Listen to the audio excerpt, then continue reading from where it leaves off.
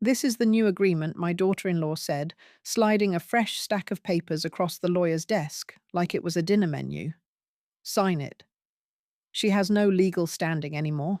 The room fell silent, heavy, surgical.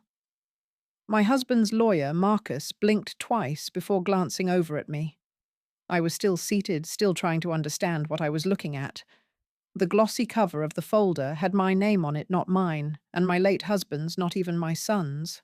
Just mine. A bold black label, proposed amendment to prenuptial agreement, Langley Estate.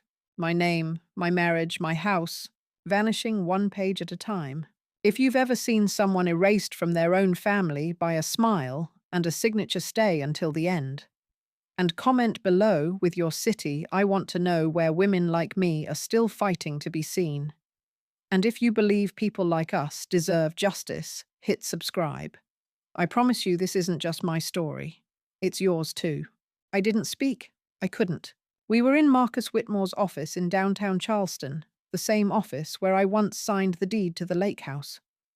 The same office where I had sat beside my husband Alan nearly 4 decades ago, giddy and glowing as we finalized our will. We had written that document together.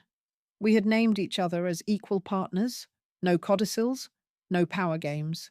And yet here I was, 2 months after Alan's funeral, watching my daughter-in-law hand Marcus a document that looked like it had been composed not by grief, but by strategy.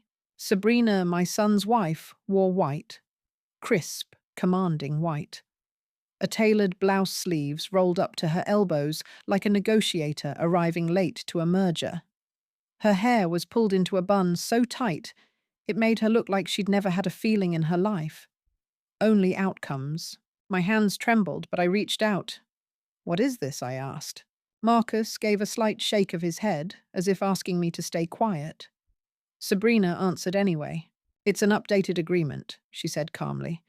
"Given the change in circumstances. Alan's gone. We all need to be practical." Practical. That word had claws. Let me back up. My name is Marjorie Langley, and I have lived in this house since 1986. I met Alan Langley at a bookstore on King Street. He brought me coffee every Thursday until I finally agreed to dinner. We had a son, Andrew. I taught high school English for 32 years. I read Willa Cather and James Baldwin.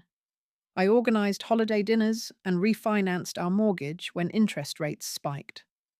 I kept things steady. I kept things running. And I stayed out of Sabrina's way.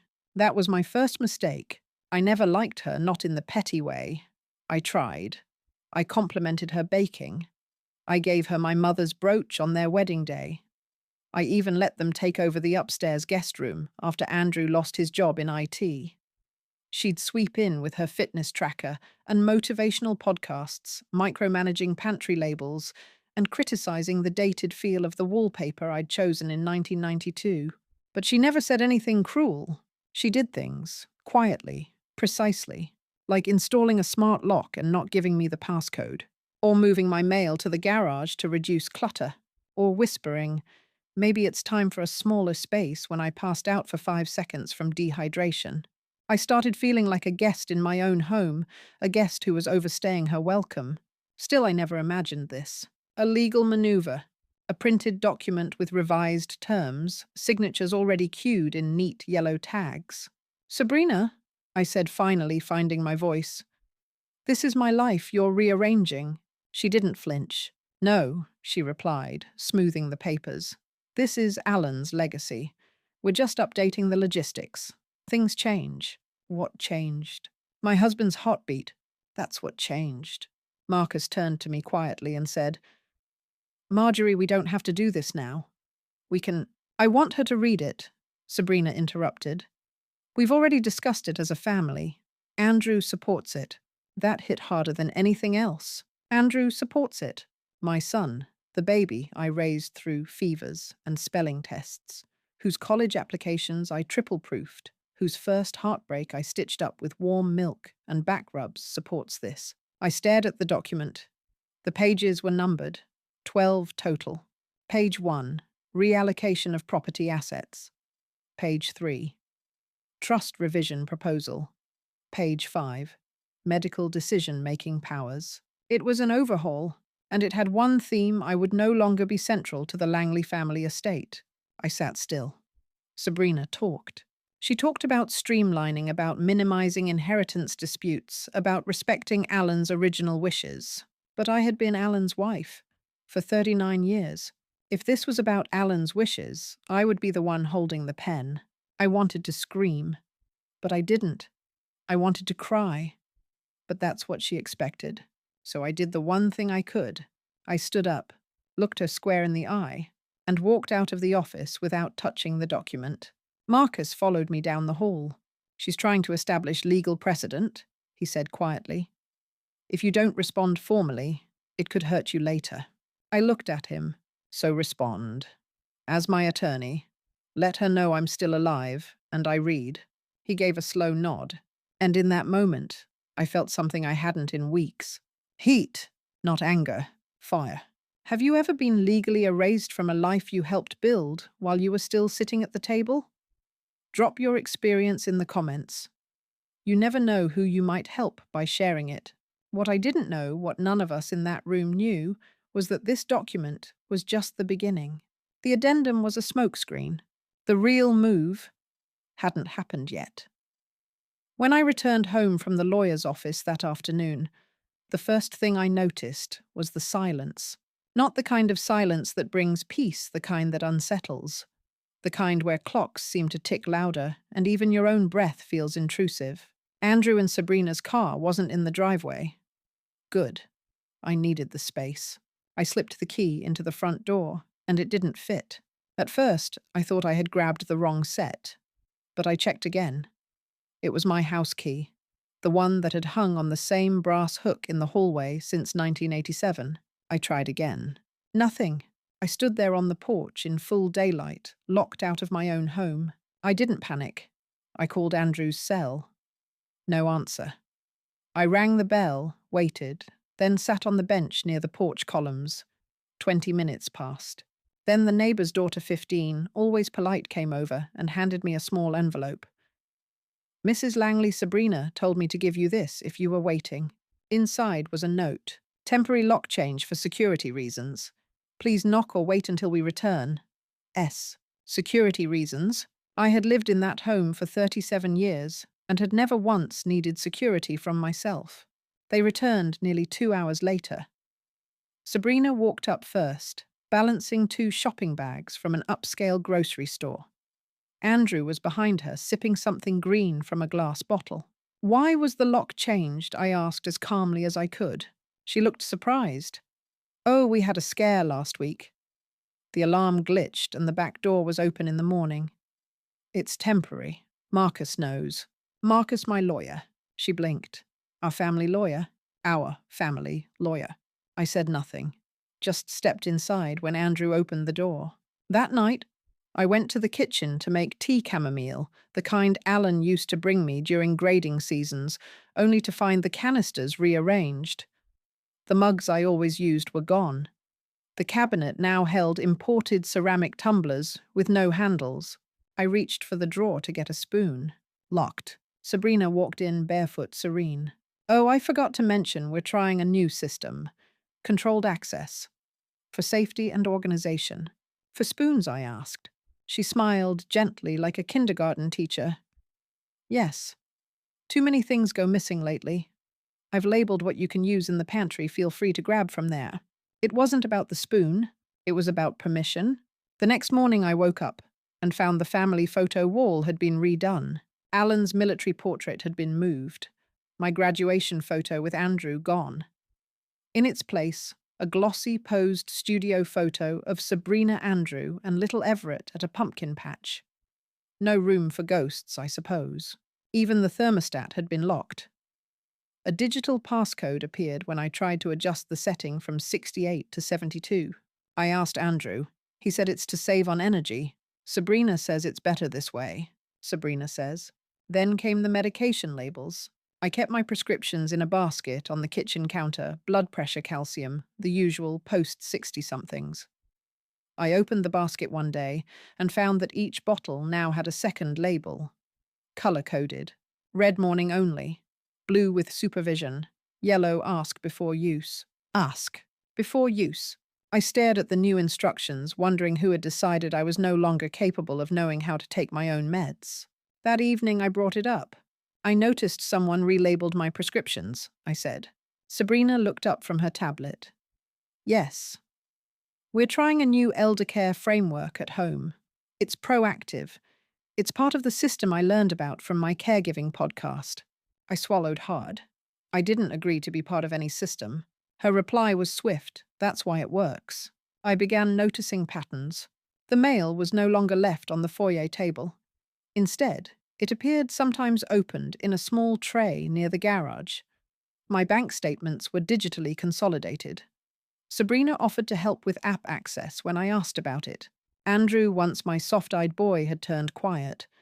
Respectful, distant, apologetic. It's easier this way, Mom, he'd say. Less chaos. Less chaos meant fewer questions. I stood in the laundry room one afternoon, the one I used to run like clockwork, and realized I hadn't been asked to do a single load of laundry in weeks. My presence had been phased out, wrapped in kindness, dressed in words like efficiency, streamlining, and safety. Do you know what it feels like to be erased, not with violence, but with systems? To watch as your usefulness is dismantled piece by piece with a smile. Let me ask you something. Have you ever felt someone take away your place in a home without ever raising their voice, only by removing your name from the decisions, your cup from the shelf, your rights from the routine? If you have, share your story in the comments. Not just for me, but for every person scrolling who thinks they're imagining it. It wasn't until Sunday that I realized what was truly gone. Everett, my grandson. He used to greet me every morning with a full-bodied hug, throw his whole weight into my arms. That morning, he passed me in the hallway and said nothing. When I reached for him, he flinched slightly and walked towards Sabrina. She knelt beside him, adjusted his shirt collar, then said just loud enough for me to hear, "Sometimes old people forget what's best for little boys." I turned, went to my room, but it wasn't mine anymore. The quilt I'd hand-stitched from Alan's old flannel shirts was gone. The lamp I bought at a yard sale on our honeymoon replaced by a sleek chrome one with a charging port. The closet had fewer hangers. My jackets were missing. My mirror had been removed. And taped to the inside of the closet door, I kid you not, was a list. Outdated clothing to donate. No initials, no explanation. But I recognized Sabrina's handwriting, slanted, precise. And at the bottom of the list, underlined twice, was one final word: legacy. I sat on the edge of the bed, cold, and still wondering where my life had gone. I didn't know it then, but this shift, this quiet, polite removal, was just the first phase. They hadn't just rewritten the will. They were rewriting my identity. Some isolations allowed doors slammed, insults flung across rooms, ultimatums shouted. But the kind I experienced, it crept in like fog. It began with Everett. He stopped asking for bedtime stories. There was a time not long ago when he'd drag over that tattered hardcover of Goodnight Moon, insisting that only Grandma read it. I knew every page, every intonation. But now, when I walked into the living room holding the book, he simply said, "Mommy said we don't do baby books anymore." He was 5. Then came the toys. The wooden train set Alan had built for Andrew, passed down, and lovingly maintained, had disappeared. When I asked about it, Sabrina said calmly, "We're transitioning to more STEM-based play. Screens are more efficient than imagination, more efficient than legacy." A few days later, I noticed that Everett had started calling me Marjorie. Not Grandma, not Gram, just Marjorie. When I gently corrected him, he replied, "That's what Mommy says you like." I laughed, just a puff of confusion, but he looked unsure, like he'd been told to expect pushback. He was 5 and already learning to tiptoe around me. One morning, I baked banana bread, my signature. The one recipe I'd passed down from my mother, who made it every holiday. The smell filled the kitchen, and I felt for one small moment like myself again. I offered Everett a slice. He sniffed it, hesitated, then asked, "Does this have sugar? Mommy says you put too much." I looked at him. At 5, he was already policing my presence. Andrew? He was changing too. Our conversations had always been short but kind. After college, he called every Sunday. Even when he moved back home, he'd stop by my room after work, give me a tired hug, and say, "You okay, Mum?" But those check-ins had faded. The new norm was nods in the hallway, sometimes texts sent from across the house. When I asked him to sit and watch an old movie with me, To Kill a Mockingbird, Alan's favorite, he said Sabrina's doing her vision board. I promised I'd help. A vision board. While I sat alone in a house, I decorated myself with ghosts for company. The phone rang one afternoon. I raced to answer some flicker of hope that someone from the outside world remembered me. Marjorie. It was Diana, my best friend since college. I tried to stop by last week, but no one answered. My heart lifted. I told her everything. The locks, the new systems, the fading. She was quiet for a moment, then said I did knock. But Sabrina told me you weren't well enough for visitors. I froze. She said you'd been confused lately, that maybe it's better not to overwhelm you. I couldn't speak. My mouth went dry. She continued, I didn't believe it, but I didn't want to push. I'm so sorry, honey. We hung up, and I sat there for nearly an hour, phone still in hand, unable to move. It was the first time I wondered, was I really imagining things? Had I misplaced the jacket that vanished? Misremembered where I left the garden shears? Forgotten that I'd agreed to let Sabrina manage my appointments? Was it possible that I was fading? Gaslighting is not always a scream. Sometimes it's a whisper you start to believe. Even my church group stopped calling. I'd hosted the women's circle for over a decade, potlucks, prayer nights, holiday food drives. But after I missed one Tuesday, due to a mix-up on my calendar, which Sabrina had helped me sync, no one reached out. When I brought it up to Andrew, he said, Mum, maybe it's good to take a step back. You've been overwhelmed. Sabrina says you should try radical rest. I didn't want to rest. I wanted to exist. One night I went to the attic, just to breathe. The attic had always been mine, a dusty sanctuary of old books, journals, and boxes filled with photos Alan and I never got around to organizing. I curled up in the old rocking chair, opened one of our travel albums, and flipped through pictures of Paris 1991. Alan was there. His laugh captured mid-bite at a sidewalk cafe. I cried. Not loudly, not dramatically, just silently. The kind of crying that doesn't need permission, that doesn't need anyone to notice. Because no one would. I started second-guessing myself.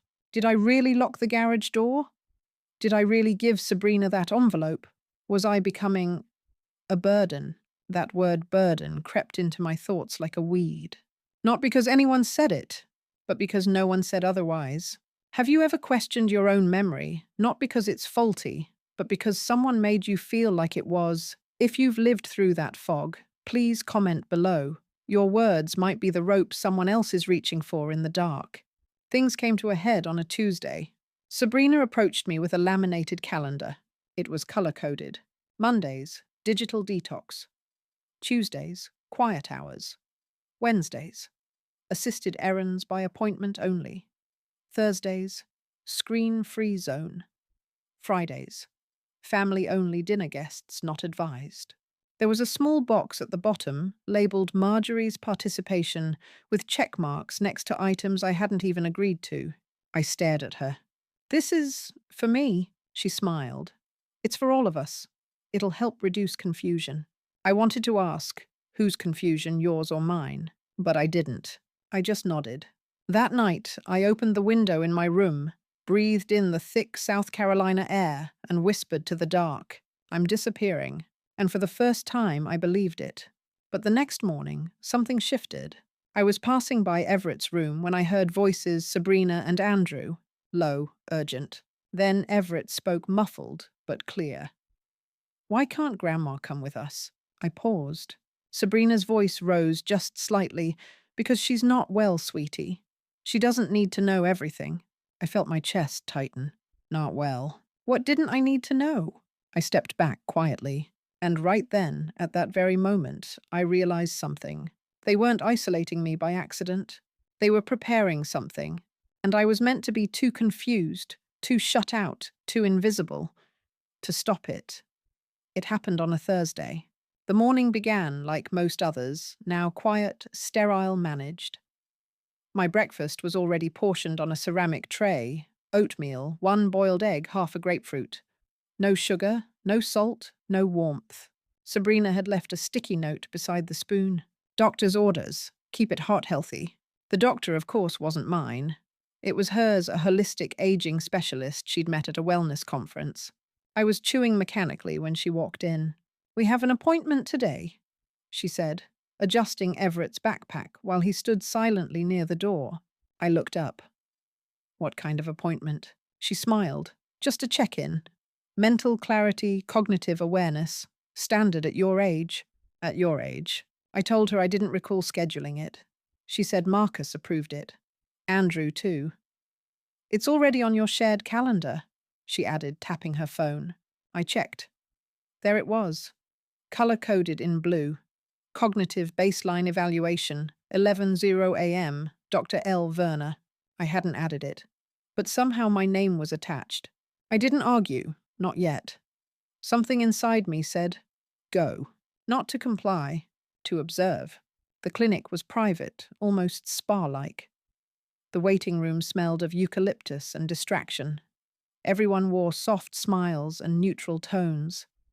The receptionist greeted Sabrina by name. "Marjorie Langley," she said smoothly. "Room 4 is ready. No clipboard, no insurance card, no forms. Too smooth." Inside, a young man in a grey cardigan introduced himself as Dr. Werner. His voice was calm, calibrated. The room had no visible computers. Just soft lights, cushioned chairs, and one large camera in the ceiling corner. "We'll start with a few memory exercises," he said. "No pressure, just conversation." I answered his questions, named the president, recalled 3 words after a pause, identified a drawing of a cube. Then he asked me today's date, and I hesitated, not because I forgot, but because I suddenly couldn't feel time. Each day had blurred so thoroughly into the next oatmeal, cold stares, muted rooms, that calendars no longer applied.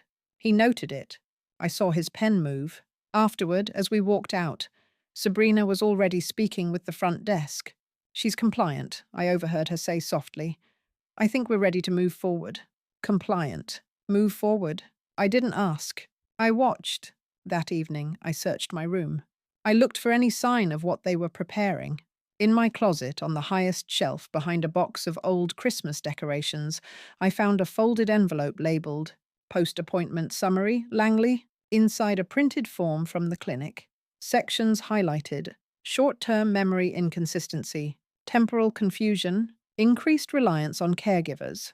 Recommendation: proceed with protective oversight per family council discretion. At the bottom, a signature, L. Werner, Ph.D. Next to it, a post-it from Sabrina. Just one line in her soft cursive. "We're doing what's best." I sat on the floor. My hands trembled as I reread the phrase protective oversight. They weren't just isolating me. They were laying the groundwork to have me declared incompetent. And they were doing it with smiles, smoothies, and laminated charts. That night I barely slept. I replayed every conversation, every withheld key, every reminder I never asked for. It wasn't caregiving. It was positioning. Legal maneuvering, dressed in pastel tones and sugar-free yogurt. The turning point came the next morning, and it came from someone I never expected. Dolores, my former housekeeper. She hadn't worked with us since before Everett was born. A sweet woman, mid-50s, sharp as a tack, loyal, quiet. She stopped by unannounced, said she was dropping off some baby gifts for her niece, and asked if I'd like a quick visit while Andrew and Sabrina were out. I made us tea. We talked like we used to, easy, gentle. Then she asked, "Is it true you're moving into that place on Laurel Creek?" I blinked. What place? Her brow furrowed. The elder care condo. "My sister works the front desk there. She said they've been prepping a unit under your name, all arranged by your daughter-in-law." I stared at her. I hadn't signed anything. I hadn't even heard of Laurel Creek. Dolores grew pale. You mean you didn't approve it? After she left, I paced the kitchen. My name on a lease to a place I'd never visited, set up by someone who was supposedly helping me. I confronted Andrew when he got home. He looked genuinely uncomfortable. Sabrina said you needed peace, that it'd be temporary. She said you'd already talked to Marcus. She said I did, I replied. He looked away, and in that moment, I realized something I hadn't dared say out loud before. My son wasn't leading this. He was following her. That night, I opened the old lockbox I had hidden inside the linen closet behind the towels. Alan's old fishing gear sat atop it. Inside were the originals of our marriage documents, the will, the title to the house. But something else was tucked between them, a small note card Alan had scribbled decades ago. It read, "If you ever feel like someone's speaking over you, speak louder." It wasn't much, but it was mine. Would you know what to do if someone quietly tried to make decisions about your life, your name, your mind, without telling you? Please, if you've lived through anything like this, write your story in the comments. Because the most dangerous betrayal isn't loud, it's official. And polite. I wasn't going to disappear quietly. I wasn't going to be moved like a file or a piece of furniture. From that moment forward, I started watching everything, recording details, taking notes, because I wasn't confused, I was being erased, and I was about to make sure they remembered exactly who I was. I began documenting things the next morning. Not in a frenzy, not like a mad woman collecting string on a bulletin board. No, I did it like a teacher preparing a lesson plan, meticulous, quiet, strategic. I bought a small spiral notebook from the corner pharmacy. Green cover. No label. I hid it in an old casserole dish in the back of the pantry, the one Sabrina had labeled retired bakeware. Every day I logged everything. Tuesday, 8th, 14 a.m. Everett asked why I wasn't allowed in the backyard. Sabrina said it's not safe. Wednesday, 3rd, 42 p.m. Mail arrived already opened. Bank statement missing. Thursday, 11:00 a.m. Received alert from pharmacy that prescription was altered. I hadn't requested any change. Nothing dramatic, but piece by piece it formed a picture, and that picture was coordinated erasure. I also found the old iPod Nano Alan used to use on his walks. It still worked. I charged it in secret, wiped the music, and started using it as a voice recorder. I tucked it into the base of a potted plant on the console table near the kitchen, the same table where Sabrina and Andrew often whispered when they thought I was upstairs. The first recording I captured chilled me. Sabrina's voice. "She's not resisting, just confused enough to let us proceed. The doctor's ready. Marcus just needs a statement from you." "Andrew, I don't know, Bree. This feels fast." "Sabrina, it's not fast. It's controlled. Do you want Everett to grow up in chaos?" "Chaos." That's what she called me. I took that file, saved it to a USB drive I bought with cash. I made copies. I mailed one to Diana, my college friend, just in case. Then came the bank. I walked 3 blocks to the branch I've used since 1984. The manager, Mr. Khan, recognized me immediately. "Mrs. Langley," he said kindly. "It's been a while. Everything okay?" "Not sure yet," I said. "I need to verify if any new accounts or transfers have been initiated under my name." He hesitated. I'd need ID. I gave him my driver's license. He typed scanned, then paused. "I see here. A joint account request filed last month.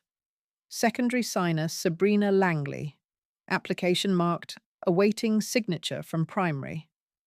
But it's pending. No money's been moved." My stomach tightened. She was preparing, just waiting for me to slip, or to be declared unfit. I thanked him, asked for a printout, and walked straight out the front door, calm on the outside, shaking on the inside. Later that week, I received a text. It was from a number I didn't recognize. "Hi, Mrs. Langley. This is Elise. I interned with Marcus last fall." "Are you really moving into assisted care? That doesn't sound like you." I froze. I called her immediately. "Elise?" I said slowly. "Who told you that?" She hesitated. "I was at the office last month to drop off some files. I overheard Sabrina speaking with Marcus. She said you were showing signs of early decline and that the family was arranging long-term care to minimize conflict over the estate. I didn't think much of it then. But you sound perfectly clear to me. I smiled, though she couldn't see it. That's because I am. We spoke for 40 minutes.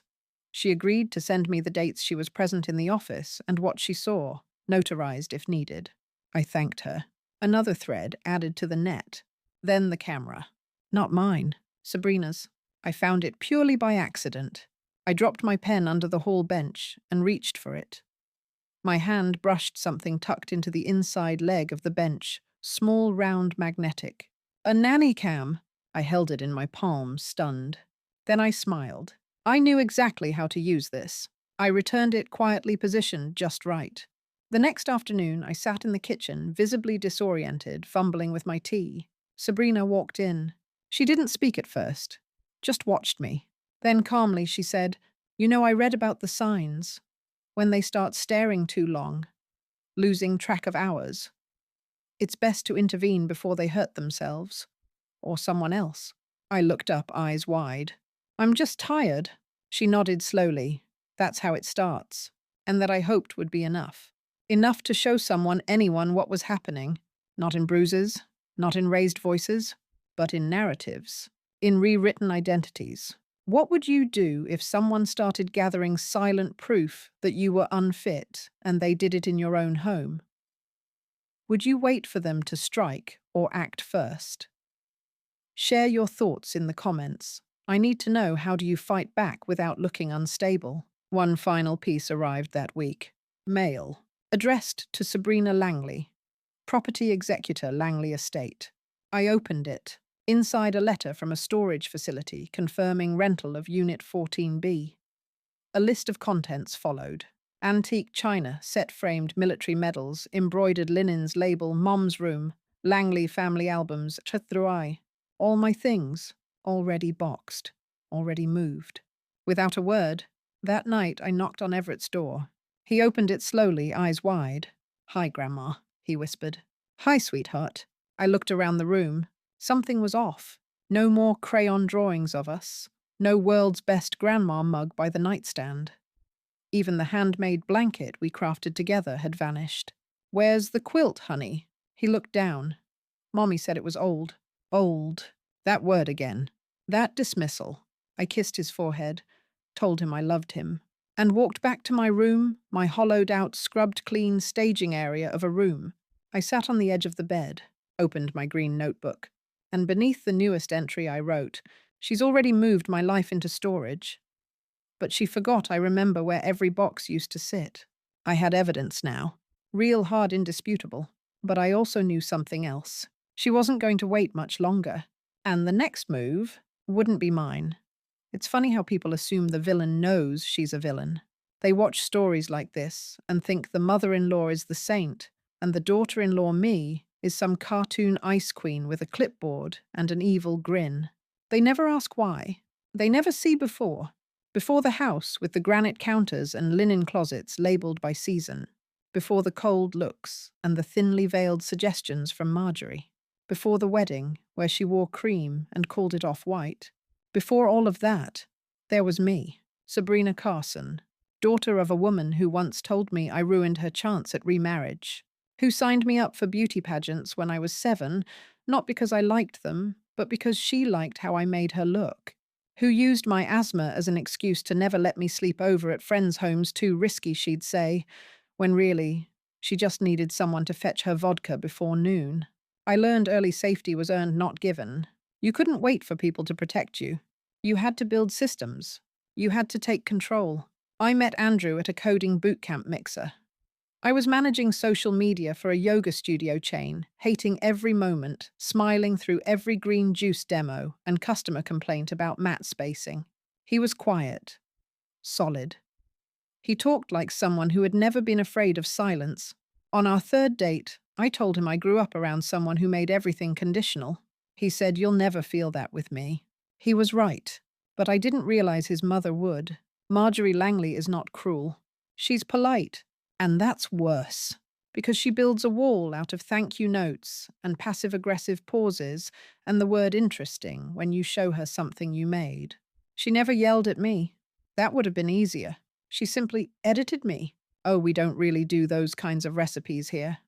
Oh, that color doesn't photograph well in this lighting. Oh, I think Everett's a little overstimulated after your music class. At first I tried. I really tried. I cooked her favorite meals. I asked for her advice once. Never again. I included her in our schedule.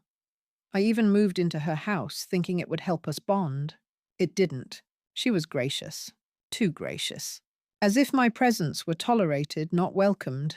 She would fold the towels I'd just folded, rearrange the spices after I organized them, suggest alternate outfits for Everett after I'd already dressed him. Always so sweet, always with a smile. It made me feel like a guest in a house I was cleaning.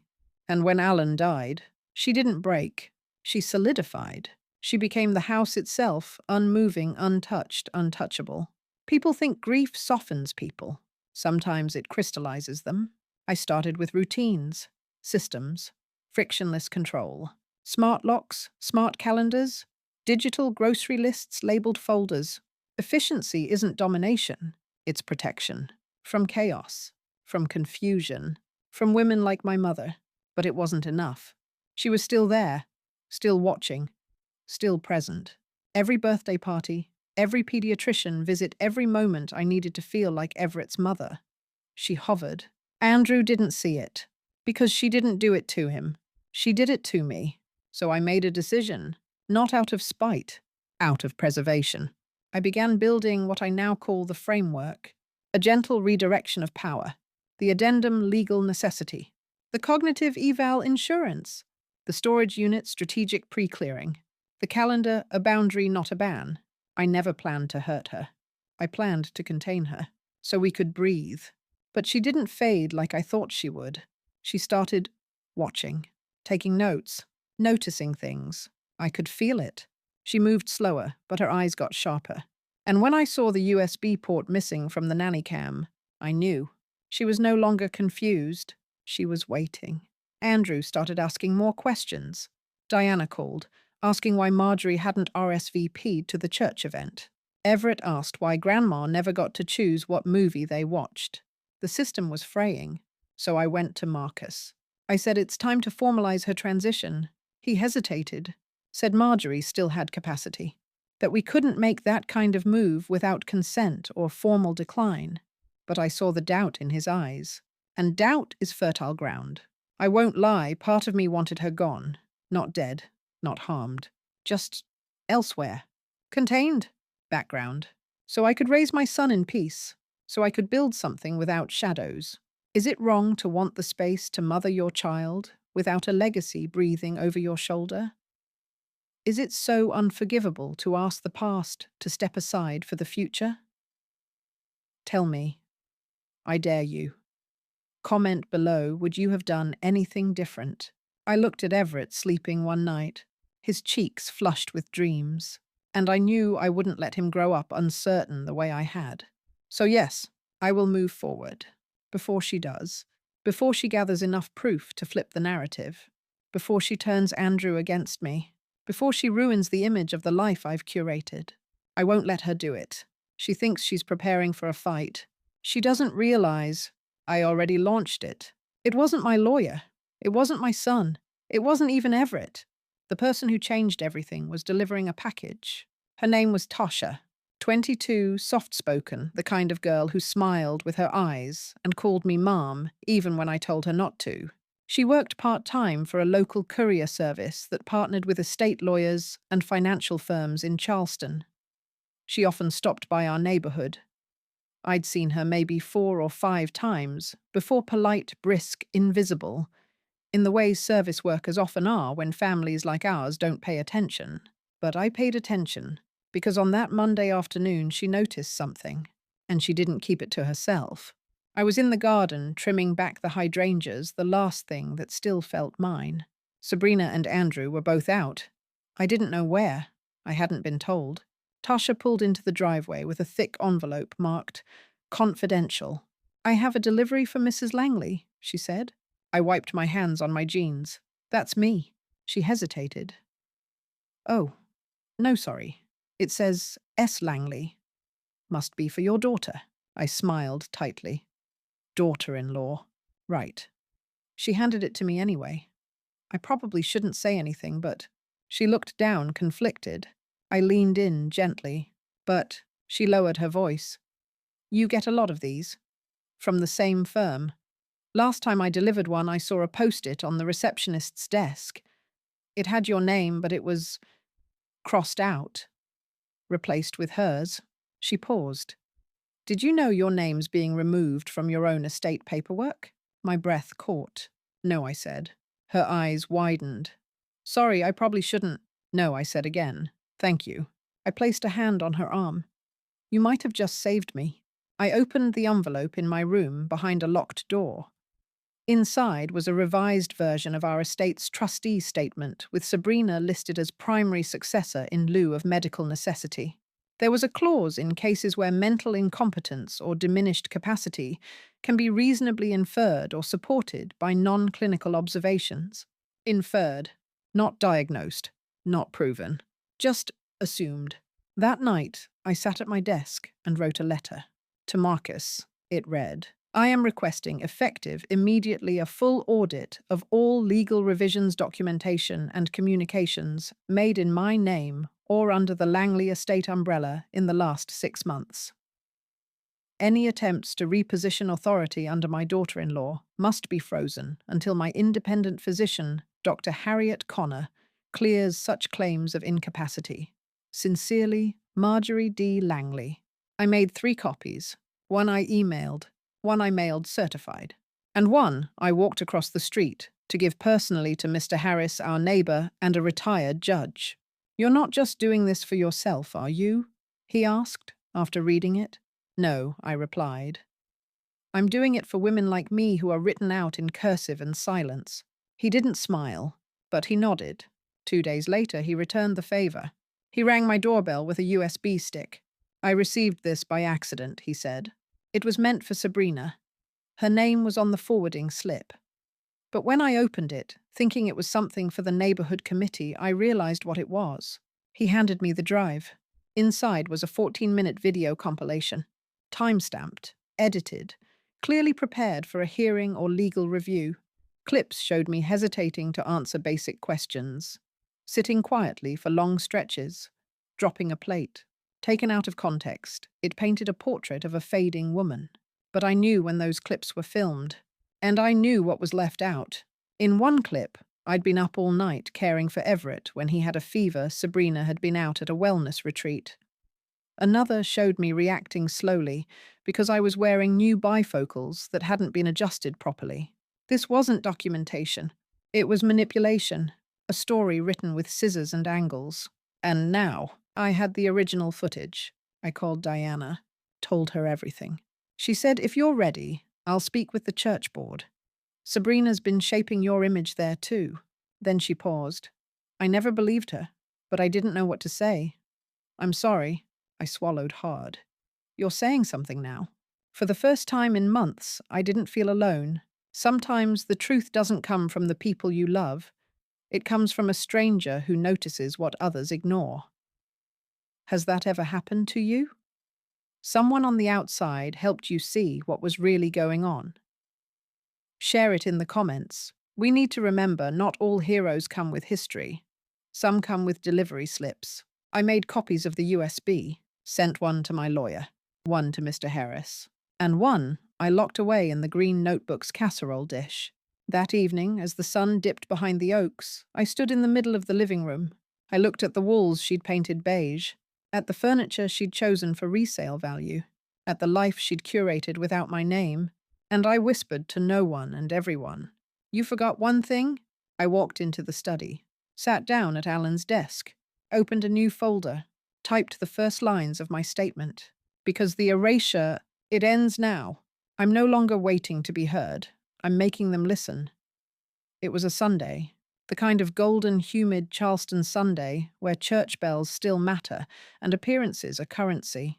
I picked that day for a reason. Sabrina loved Sundays. She wore her best dresses, She greeted neighbors like a politician. She ran Everett's fingers through his hair so he'd look tidier for the church bulletin photographer.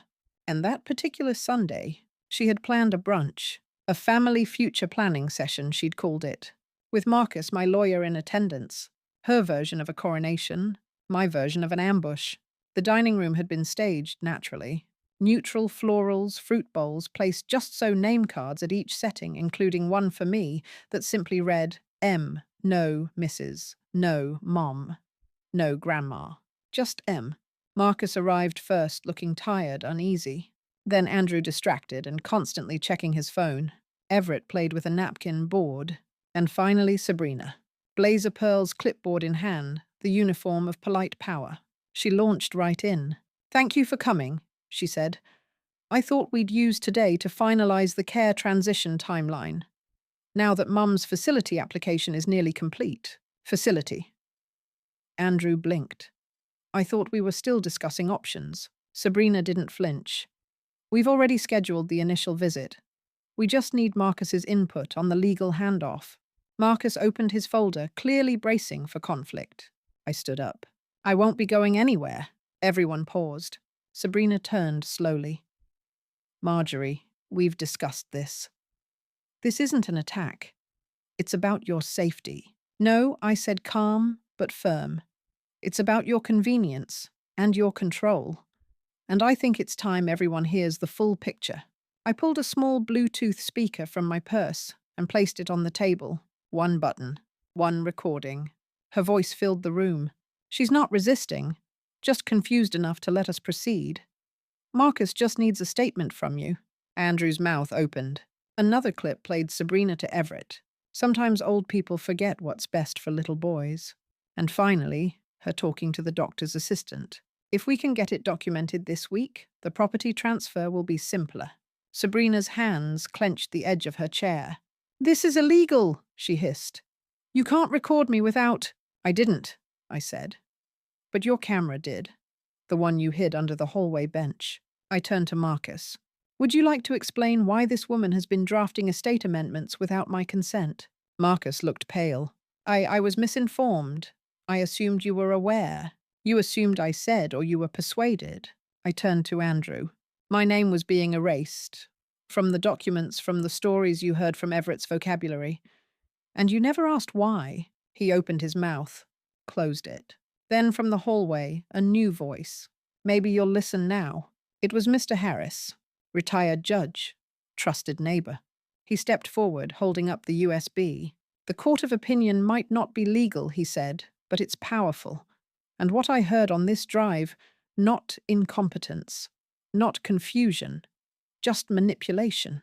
Sabrina stood, her voice cold, controlled. "This is character assassination." "No," I replied. "This is character clarification." She turned to Andrew. "Are you seriously going to believe this performance?" He didn't look at her. He looked at me. And for the first time in weeks, months, maybe I saw something flicker behind his eyes. Recognition. Diana arrived moments later, uninvited but welcome.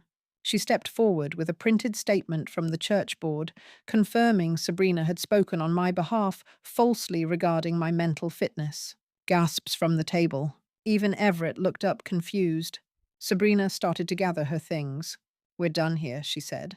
"No," I said, placing one final envelope on the table. "Now we're done." Inside, a notarized document confirming I had appointed an independent attorney to review all prior estate alterations. From now on, I said, any attempt to modify my status, my signature, or my story goes through her. Let me ask you this. If you were sitting at this table watching a woman pull back the curtain on her own erasure, who would you believe? Would you side with the voice that speaks softly, or the one that finally learned to shout? Tell me in the comments. This kind of confrontation isn't rare, it's just rarely seen. The room stayed silent. Sabrina's jaw clenched. Andrew looked shell-shocked. Everett played with his juice glass, oblivious to the generational storm unraveling around him. I stood, walked around the table, and picked up my name card. The one that read M. I took out a pen and added 4 letters. ARJO. "Marjorie," I said, "let's not forget who I am." But even in that moment, I knew This wasn't the final twist. That one was still coming. It started with an envelope. Not sleek and branded like Sabrina's usual legal paperwork. No watermark. No soft ivory paper. Just a crisp white rectangle hand-delivered by a courier wearing jeans and a baseball cap. Inside a letterhead. Connor, Givens and Bell, LLP, Charleston, South Carolina. And beneath it one line. We are now representing Ms. Marjorie D. Langley in all estate, medical and property matters effective immediately. Her name was Harriet Connor, and she didn't wear pearls or pastel. She wore confidence like armor. Former prosecutor. Specialist in elder law and guardianship fraud. Her first call to Marcus was brief. Her second was public, because 3 days after the confrontation in our dining room, Harriet requested a formal mediation hearing, not just with Marcus and Sabrina present, but with Andrew Everett's guardian ad litem, the HOA president, and a representative from the South Carolina Office of Adult Protective Services. The reason: probable financial coercion under the South Carolina Omnibus Adult Protection Act. Sabrina showed up poised, but I saw the flicker. She hadn't expected escalation. She'd built her game around silence. She didn't plan for spotlight. The meeting was held in a conference room at a law firm downtown. Glass walls, hardwood floors, a setting built for uncomfortable truths. Harriet opened with evidence. Audio recordings of Sabrina discussing strategic incompetency framing, documentation of the fake shared calendar entries I never approved, signed statements from neighbors and friends who had been misled about my condition, video footage showing I had full capacity and was performing all daily functions unassisted. Then came the bank documents. Mr. Khan, the branch manager, had provided a notarized letter confirming that a joint account had been initiated without my full informed consent, and that attempts had been made to redirect statements to an alternate address. That alone was enough to trigger mandatory review under SC fiduciary law.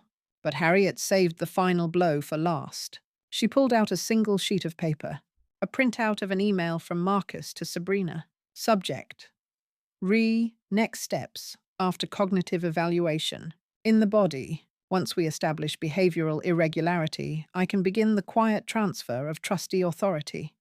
No need to alarm family. You'll have signature rights by April. Harriet looked at Marcus, voice razor sharp. Mr. Whitmore, you just documented a conspiracy to defraud a mentally sound adult.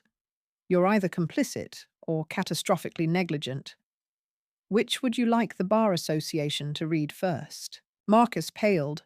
He mumbled, I was misled. Harriet didn't blink. And you'll have a chance to explain that. Under oath. Sabrina stood. This is outrageous. Harriet cut her off.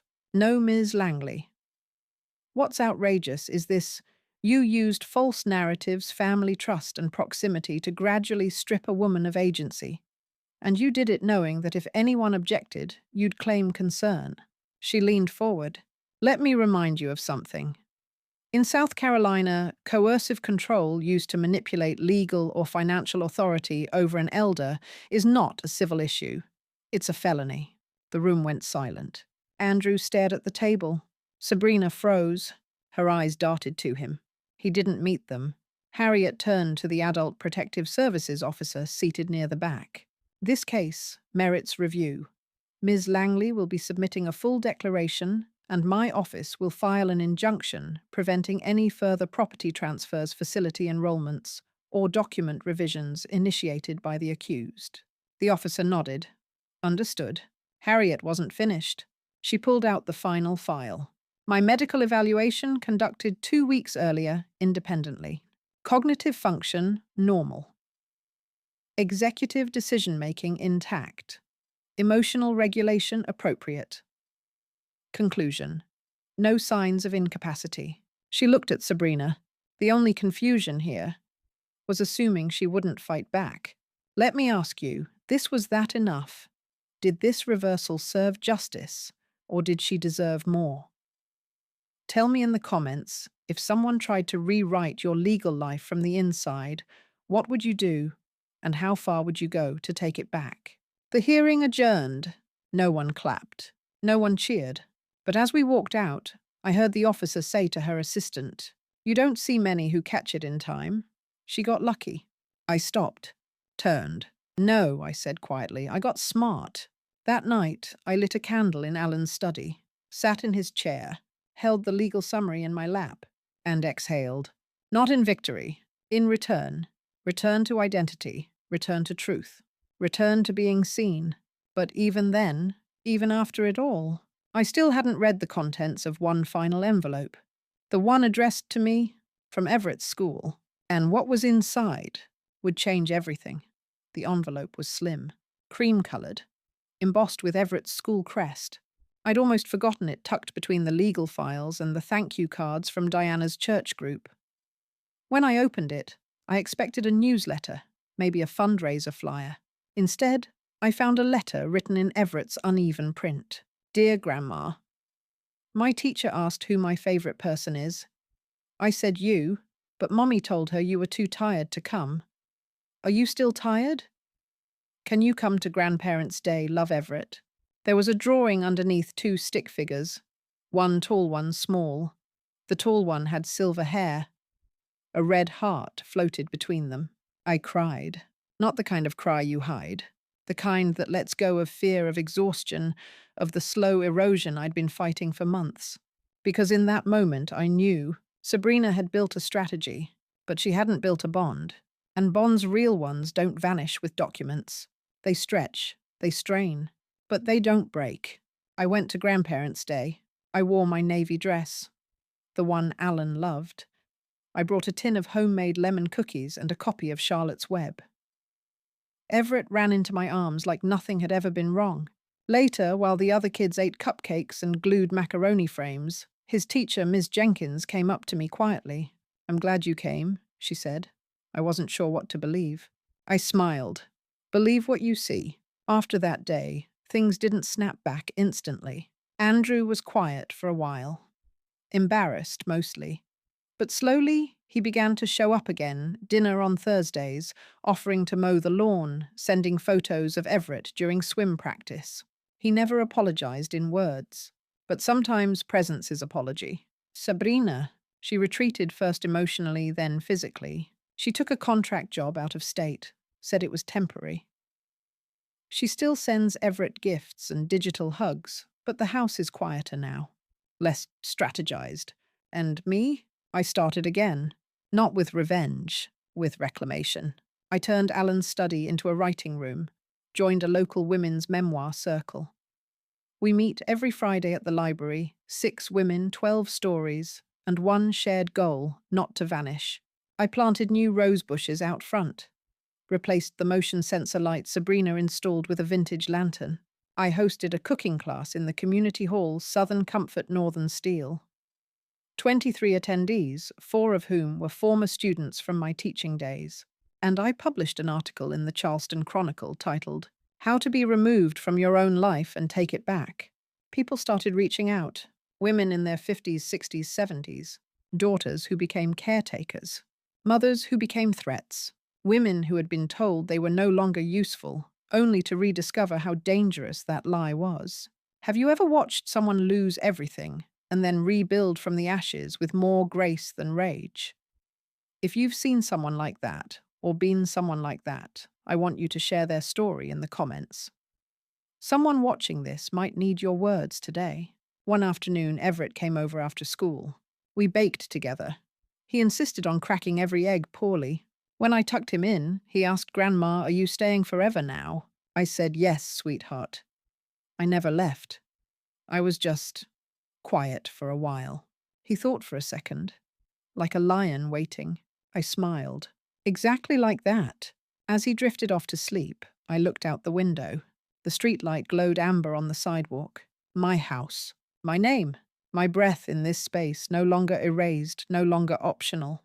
So if you're watching this, and you've ever felt like your story was being rewritten while you were still alive to read it, take up your pen again, not to strike back, but to reclaim the page. And if you want more stories like this, real, emotional, and true, subscribe to the channel. There are still so many voices waiting to be heard. And maybe one of them is yours.